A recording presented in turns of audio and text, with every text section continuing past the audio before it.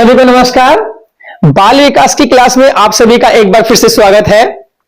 पिछले वीडियो में हमने लैंग्वेज एंड थॉट टॉपिक में भाषा क्या है, भाषा का महत्व क्या है और भाषा का विकास की स्टेजेस क्या हैं, इनके बारे में विस्तार से जाना था। तो चलिए भाषा और चिंतन टॉपिक को आगे बढ़ाते हैं और आज जानते हैं कि भाषा के मुख्य घटक कौन कौन से होते हैं।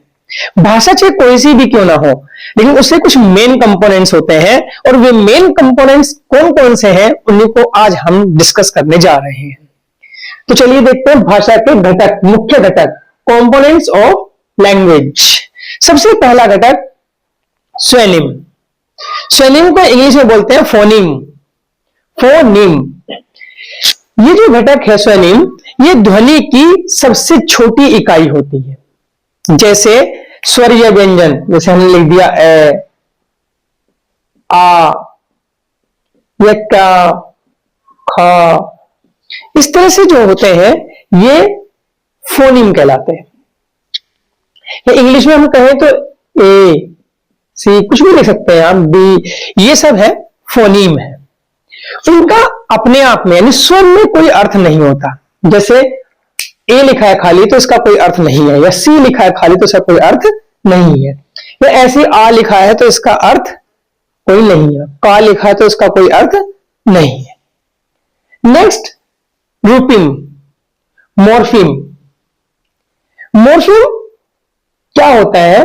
फिनोम को जोड़ने से मॉर्फिम बनता है। मतलब जैसे मान लीजिए हमने एक फिनोम ले लिया घ और एक ले लिया रे, तो इन दोनों अगर हम जोड़ दें घ और रे, यानी क्या बन गया? घर। तो ये जो बना ये रूपिम है। ये फिनोम इन दोनों फिनोम को जोड़ करके रूपिम बनता है। इंग्लिश की बात करें तो देखिए जैसे सी, ए और टी, इन तीनों को मिलाएं तो ये बन गया कैट।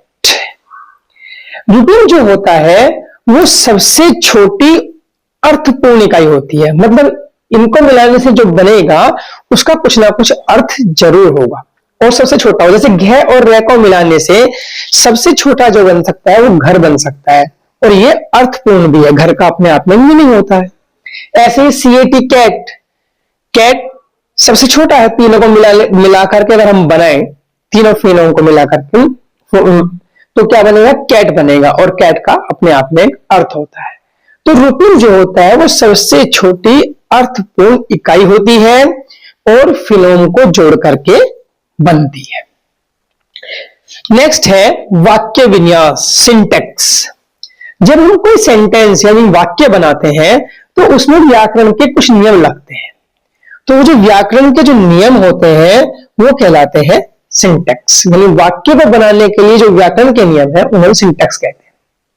जैसे इंग्लिश में जब हम वाक्य बनाते हैं तो क्या लगाते हैं? सबसे पहले लिखते हैं सब्जेक्ट, फिर लिखते हैं वर्ब और फिर लिखते हैं ऑब्जेक्ट। तो ये जो स्टेप हम फॉलो करते हैं, पहले सब्जेक्ट फिर वर्ब फिर ऑब्जेक्ट, ये रूल है वाक्य बनाने का। तो ये कहलाता है सिंटैक्स, वाक्य विन्यास। नेक्स्ट है अर्थ विज्ञान, सिमेंटिक। शब्दों और वाक्यों के अर्थ समझने के नियम। यानी जो वाक्य हमने बनाया है उसमें जो शब्द हैं उनके भी प्रॉपर अर्थ होने चाहिए और वाक्य का भी एक प्रॉपर अर्थ होना चाहिए। वो है हमारा सीमेंटिक। सीमेंटिक में और सिंटैक्स में क्या अंतर है ये अभी हम जानेंगे इन कंपोनेंट्स को जानने के बाद। नेक्स्ट यथार्थवाद या तथ्यात्मक या उपयोगितावाद, प्रैग्मेटिक्स। ये क्या है? सामाजिक संदर्भ में भाषा का प्रयोग। अर्थात इसे हम ऐसे भी कह सकते हैं कि प्रभावी तरीके से संवाद करने के लिए भाषा का कैसे उपयोग करना है ये सीखना क्या है? प्रैग्मेटिक्स है। जैसे जब हम लोग दोस्तों के बीच में होते हैं तो हमारे बात करने का ढंग कुछ और होता है। जब हम अपने बड़ों से बात करते हैं तो बात करने का ढंग कुछ और होता है। जब हम कहीं इंटरव्यू देने जाते हैं तो बात करने का ढंग कुछ और होता है। तो ये सब क्या है? ये है प्रैग्मेटिक्स। हम चलिए सिंटैक्स और सीमेंटिक में क्या अंतर है इसको समझते हैं। देखिए मैं एक सेंटेंस लिखता हूं, राजू ड्रिंक्स मिल्क। और इसे दूसरी तरह से लिखता हूं, राजू ईट्स मिल्क। अब इन दोनों सेंटेंस को अगर हम देखें तो सिंटैक्स के दृष्टिकोण से दोनों सेंटेंस ही सही है। क्यों? क्योंकि देखिए सिंटैक्स क्या कहता है कि व्याकरण के नियम फॉलो होने चाहिए, तो व्याकरण के नियम हम फॉलो कर रहे हैं, पहला सब्जेक्ट फिर वर्ब फिर ऑब्जेक्ट, ऐसे इसमें ही पहले सब्जेक्ट फिर ऑब्जेक्ट, सॉरी वर्ब फिर ऑब्जेक्ट। लेकिन सिमेंटिक यही काम करता है, वो ये कहता है कि ये सेंटेंस तो सही है, ये गलत है। यहां लिखा है ना, शब्दों और वाक्यों के अर्थ समझने के नियम, यानी वो यह बताता है कि मिल्क को पीने के लिए ईट का नहीं ड्रिंक का प्रयोग करेंगे, ये बताता है सिमेंटिक। और यही इन दोनों में डिफरेंस है। दूसरी बात, सिंटैक्स का जो वाक्य होता है वो ग्रामेटिकली सही होना चाहिए, लेकिन सिमेंटिक का जो है वो क्या है, ग्रामेटिकली तो वो सही हो ही हो, उसमें जितने वर्ड है उन सबका भी प्रॉपर मीनिंग हो और उस वाक्य का भी प्रॉपर मीनिंग हो। देखिए इसका प्रॉपर मीनिंग निकलता ही नहीं है। अगर हम देखें राजू दूध पीता है और यह राजू दूध खाता है, तो इसका प्रॉपर मीनिंग नहीं है, इसलिए सिमेंटिक दृष्टिकोण से यह सेंटेंस गलत है, लेकिन सिंटैक्स के वे में दोनों ठीक है। इस तरह से हमने भाषा के मुख्य घटक पढ़े। चलिए अब भाषा के विकास के सिद्धांतों को जानते हैं। भाषा विकास के सिद्धांत, प्रिंसिपल्स ऑफ लैंग्वेज डेवलपमेंट। वैसे तो भाषा विकास के बहुत सारे सिद्धांत हैं, पर जो कुछ प्रमुख सिद्धांत हैं वो हम यहां पर डिस्कस करने जा रहे हैं, और उनमें एक सबसे ही ज्यादा प्रमुख है नोम चॉम्स्की का सिद्धांत, तो उसे भी डिटेल में करेंगे। बाकी दो सिद्धांतों के बारे में हम और जानेंगे। देखिए सबसे पहला है भाषा विकास के सिद्धांत में व्यवहारवादी सिद्धांत, बिहेवियरिज्म। यह सिद्धांत दिया था B.F. स्किनर। स्किनर के बारे में तो साइकोलॉजी में बहुत ज्यादा जिक्र आता है, तो इस नाम से आप अच्छी तरह परिचित ही हैं। इस सिद्धांत के अनुसार क्या है, बच्चे जो होते हैं वो कोरिलेट होते हैं, और वे कहां से सीखते हैं, वे अनुकरण और प्रोत्साहन, प्रोत्साहन कहिए या पुनर्बलन कहिए, इंग्लिश में रीइंफोर्समेंट, इसके माध्यम से ही वो भाषा सीखते हैं। वो कहते हैं कि भाषा का जो विकास होता है वो क्रिया प्रसूत अनुबंधन के अनुसार होता है, मीन स्टिमुलस रेस्पॉन्स के अनुसार जो है वो भाषा का विकास बच्चे में होता है। अब देखते हैं जो सबसे ज्यादा इंपॉर्टेंट टॉपिक है इसका, वो है नेटिविज्म सिद्धांत। इसे मनोभाषिक सिद्धांत भी कहा जाता है, और यह सिद्धांत नोम चॉम्स्की ने दिया था। कहीं कहीं नाओम लिखा मिलता है, कहीं नोम भी मिलता है। ये एक अमेरिकी मनोवैज्ञानिक थे, और उन्होंने यह सिद्धांत जो है 1959 में दिया था। इस सिद्धांत के जो जनक है वो नोम चॉम्स्की हैं, और उन्हें आधुनिक भाषा विकास का जनक भी कहा जाता है। वो क्या कहते हैं, वो कहते हैं कि भाषा को जो सीखना है वो केवल बाहरी अनुभव नहीं है, जैसे यहां बाहर से सीख रहा था, नहीं। वो कहते हैं भारी अनुभव नहीं है, बल्कि हमारे माइंड की, मस्तिष्क की जैविक क्षमता है।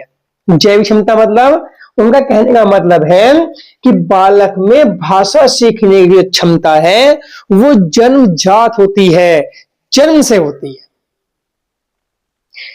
बच्चा जो होता है वो केवल सुनने पर निर्भर नहीं करता, उसके मस्तिष्क में पहले से ही भाषा सीखने की संरचना होती है। वो कहते हैं कि उसके दिमाग में ना एक विशेष तंत्र होता है, दिमाग का एक भाग जो होता है उसका एक विशेष तंत्र की भांति काम करता है। और पता है उस तंत्र का वो नाम क्या देते हैं, उस तंत्र को उन्होंने नाम दिया LAD, लैड कह लीजिए आप याद रखने के लिए। इसका पूरा नाम है हिंदी में भाषा अधिग्रहण यंत्र या भाषा अर्जन उपकरण, और इंग्लिश में पूरा है लैंग्वेज एक्विजिशन डिवाइस। इस LED से होता क्या है उनके अनुसार, वो कहते हैं कि जो LED है किस तरह से काम करती है वो भी बताते हैं। वो कहते हैं कि ये LED भाषा का अधिग्रहण व उत्पादन, अधिग्रहण करना यानी उसका अर्जन करना और उसका उत्पादन करने की योग्यता डेवलप करता है या इसके अंदर होती है, इस एलईडी की वजह से होती है।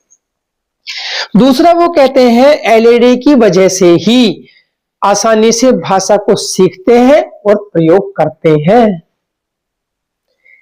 तीसरी बात वे कहते हैं कि सुनने और बोलने के माध्यम से, सुनने और बोलने के माध्यम से अपने आसपास की भाषा की जो संरचना है उसको समझने में भी ये एलईडी मदद करता है। और एक बात कहते हैं कि भाषा के नियमों को पहचानने और उनके प्रयोग करने में भी एलईडी मदद करता है। नियम कैसे पहचानने और प्रयोग करने, वो कहते हैं कि जो भाषा होती है सभी भाषाओं में कुछ सामान्य व्याकरणिक नियम होते हैं और वे नियम कैसे होते हैं, सार्वभौमिक यानी यूनिवर्सल होते हैं और वो हर मनुष्य के, हर बच्चे के दिमाग में पहले से ही मौजूद रहते हैं। तो उसी से वो क्या काम करता है, उनके नियमों को पहचानता है। जैसे वो कहते हैं कि एक सेंटेंस है, मान लीजिए वह जा रहा है, मैं लिखता हूं यहां पर वह जा रहा है।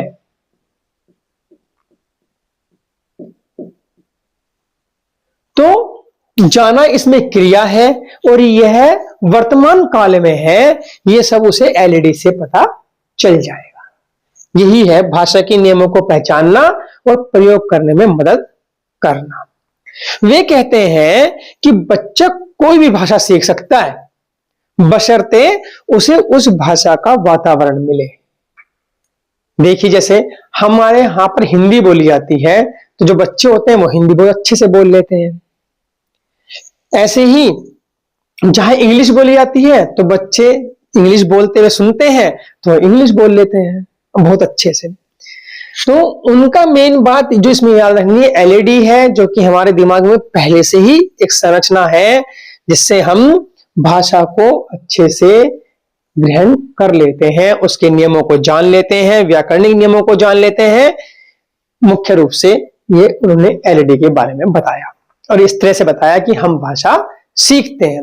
वो ये कहते हैं कि भाषा जो सीखना है ना वो स्वाभाविक रूप से होता है। हमें लगता है कि हम सिखा रहे हैं पर वो एक स्वाभाविक प्रक्रिया है जो होती है। चलिए अगला सिद्धांत देखते हैं जिसका नाम है सामाजिक संज्ञानात्मक सिद्धांत और यह सिद्धांत दिया था अल्बर्ट बंडूरा जी ने। वो क्या कहते हैं, वो कहते हैं कि भाषा जो है वो अवलोकन करने अथवा नकल करके सीखी जाती है। यह सिद्धांत मेनली जोरी सी बात पर देता है, अवलोकन करने पर और नकल करने पर। वो उनका कहना क्या है कि भाषा के लिए क्या होता है कि एक रोल मॉडल हो जाता है और रोल मॉडल का जो व्यवहार होता है उसका निरीक्षण और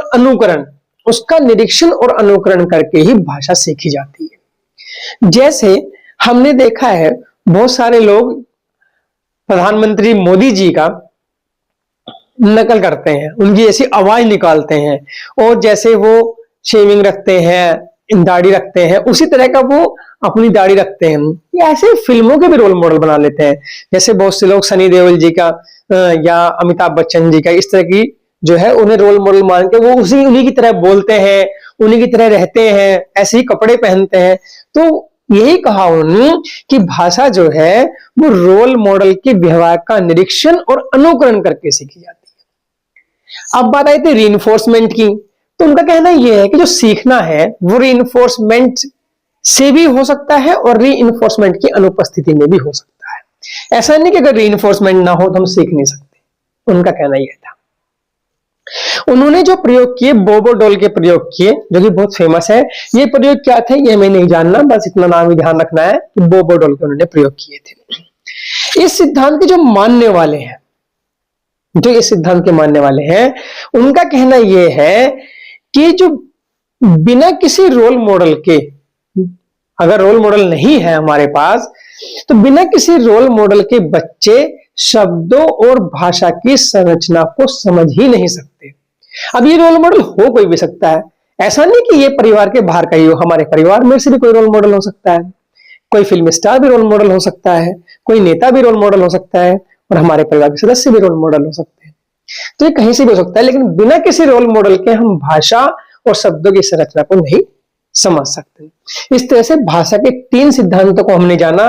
व्यवहारवादी सिद्धांत जो कि बीएफ स्किनर ने दिया, नेटिविज्म सिद्धांत जो कि नाओम चॉम्स्की ने दिया था, और तीसरा सामाजिक संज्ञानात्मक सिद्धांत जो कि अल्बर्ट बंडूरा ने दिया। ये भाषा के सिद्धांत है। भाषा में चिंतन में लैंग्वेज टॉपिक पर हमारा डिस्कशन लगभग पूरा हो चुका है। कुछ छोटा मोटा पॉइंट इसमें रह गया होगा तो नेक्स्ट वीडियो में हम उस पर बात कर लेंगे और चिंतन के बारे में आगे जानेंगे। तब तक के लिए नमस्कार, बाय बाय, और हमारे चैनल को लाइक सब्सक्राइब करना ना भूलें और रूटीन से पढ़ाई करना ना भूलें। एग्जाम सिर पर आ चुका है, उल्टी गिनती शुरू हो चुकी है, 8 फरवरी को सीटेट का एग्जाम है, इसलिए अपना रूटीन अगर अभी तक भी नहीं बनाया है तो अभी भी बना लीजिए, और यदि पहले से आपने बना लिया है लेकिन कंटिन्यू नहीं कर पा रहे हैं तो उसे कंटिन्यू कीजिए। पर अपनी पढ़ाई डेली, चाहे आप कितने भी समय निकाल पाए, 15 मिनट, आधा घंटा, 1 घंटा, लेकिन जरूर कीजिए। और महत्वपूर्ण बातों के नोट्स बना लीजिए, की पॉइंट्स, माइंड मैप बना के रखिए, जिससे कि आपको एग्जाम में के टाइम में वो आपका काम करेंगे, आपको जल्दी से कवर कराएंगे सिलेबस को। इसलिए माइंड मैप बना करके रखिए आप। शॉर्ट में, वैसे तो हम शॉर्ट में यहां बोर्ड पर भी लिख देते हैं, उसी की तरह से या और भी है, और इसकी एक पिक हम स्पेशली आपको अभी दिखा रहे हैं ताकि आप इसको अच्छे से देख सकें।